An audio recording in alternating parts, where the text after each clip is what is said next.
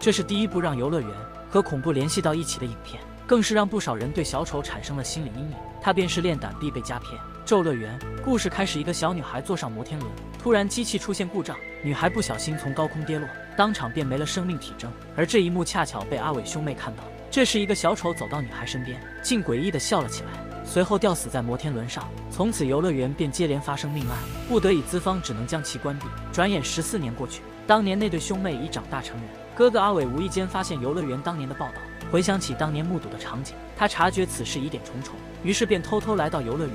这里早已荒废多年，处处弥漫着诡异的气息。阿伟走到一条小路上，空气中突然传出女孩的笑声，头顶上挂着数不清的小丑玩偶。这时阿伟听到有人在叫他，就在他转身的瞬间，游乐园竟变成了荒草丛生的墓地。女孩的声音再次传来，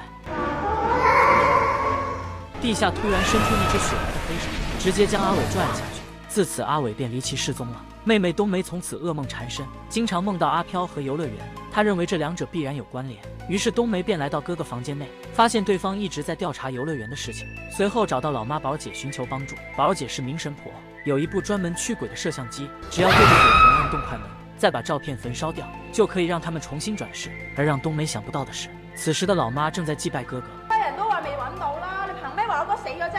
我尋晚發夢，夢見你嗰個墳墓，我諗你都有發到夢，知道佢已經死咗。冬梅为了找回哥哥，叫上3、5好友齐聚游乐园送人头。首先是记者眼镜，第二个长毛，第3个是冬梅的闺蜜淑芬，其他3个是小黄、小白和小蓝。看衣着颜色就能区分出来，记不住也没关系，最后没一个能活下来的。在行动开始之前，7人相聚在小丑雕塑面前合影留念。就在这时，一个长似帅哥的帅哥冒了出来。阿爸，我哋老伯说游乐园里有阿飘，一直催促着几人离开。冬梅几人表面答应，入夜后又重返游乐园，不料危险即将降临。你见过如此爱作死的人吗？一群小伙趁着夜色悄悄潜入闹鬼的游乐园，说好的悄悄潜入，可长毛这个猪队友竟然把电闸给打开了。这几人一看就知道没看过鬼片，在这阴森恐怖的地方居然还敢分开行动。眼睛正在小道上走着，可相机中突然闪过一个鬼影，吓得他转身就跑。可谁知跑着跑着人没了，其余几人没等到他，于是决定分组行动。冬梅、淑芬、长毛一组，他们在找寻途中来到小丑走廊，并在这里捡到了眼镜遗留的相机，里面记录了眼镜遇害的全过程。原来眼镜在逃跑时遭遇一团黑影袭击，当场便杀青了。3人一路来到鬼屋门前，长毛疯狂踹门。这时空气中传来小女孩的声音，冬梅想要阻止，可为时已晚。一团黑雾从房间内迸发而出，瞬间天色大变。3人还是硬着头皮闯了进去。突然，一只鬼手伸出拍了长毛一拳，可他还以为是冬梅在开玩笑。随后，长毛又去照镜子，可等他离开时，镜子中又出现一个鬼影。与此同时，小黄、小蓝、小白3人正在旋转木马上玩得正嗨，半点找人的意思都没有。这时，小蓝看到不远处托马斯小火车上不知何时坐满了小孩，而且个个没有眼睛。他赶忙告诉朋友：“我講真嘅，呢度真係有鬼啊！”可小白根本不相信，甚至还靠在旋转木马上抽烟。这时木马突然高速旋转起来，直接将他甩飞出去，吓得小白头也不回地跑开了。另一边，进入鬼屋的3人体验到了什么是3D 效果，而冬梅也通过摄像机看到了肉眼见不到的阿飘。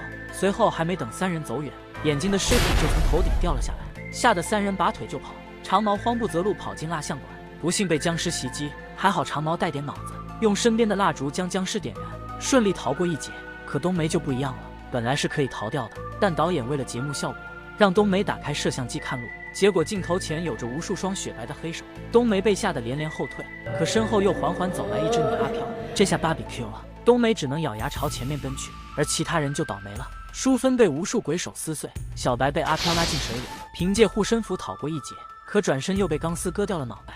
有的鬼迷心窍，用一把小刀结束了自己的生命。与此同时，碰面的长毛与冬梅根本联系不到其他人。这时身后传来说话声，冬梅通过摄像机看到一位小女孩，正是当年掉落摩天轮的那个。这对男女居然撞鬼了，眼前的小女孩正是当年掉下摩天轮的那个女人。冬梅小时候亲眼目睹这一惨状，可她现在不知该如何面对，真能拿着相机转身跑路。而另一边，看守游乐园的大伯也出现了状况，只见他不停地用手敲击桌面，忽然猛地扭头，很显然大伯已经被鬼附身。这时逃跑的长毛察觉到不对，身后一团鬼火朝他快速袭来，直接钻入长毛体内，瞬间无数黑烟冒出，长毛就这样被活活烧死。